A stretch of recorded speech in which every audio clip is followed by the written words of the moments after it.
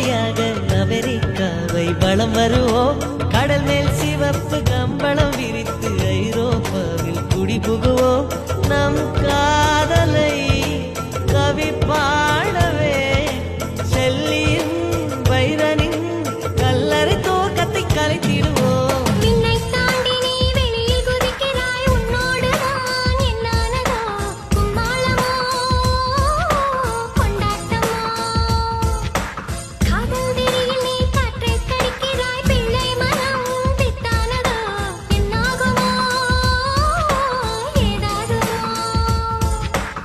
வாடை காற்றுக்கு வயசாச்சு, வாழும் பூமிக்கு வயசாச்சு.